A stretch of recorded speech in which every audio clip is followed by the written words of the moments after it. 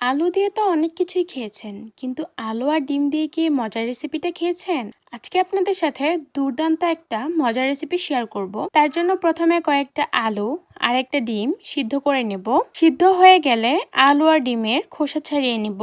তারপর একটা কড়াইয়ে অল্প একটু তেল দিয়ে শুকনো মরিচ ভেজে নেব। তারপর একটা বাটিতে আলু আর ডিম নেব, পেঁয়াজ কুচি নেব, কিছুটা লবণ আর ভেজে রাখা শুকনো মরিচ নেব। মরিচগুলো এক এক করে ভেঙে নিব। তারপর পেঁয়াজ, মরিচ আর লবণ ভালোভাবে মেখে নিব। সামান্য সরিষার তেল দিয়ে দিব। তারপর আলুগুলোকে ভালোভাবে কচলিয়ে মেখে নিব। আলু মাখা হলে এতে ডিম দিয়ে আলু আর ডিম একসাথে ভালোভাবে মেখে নিব। এই তো হয়ে গেছে মজার একটা ভর্তা তৈরি। আর এইভাবে ভর্তা বানিয়ে গরম ভাতের সাথে খেতে দারুণ লাগে। বাসায় অবশ্যই ট্রাই করবেন।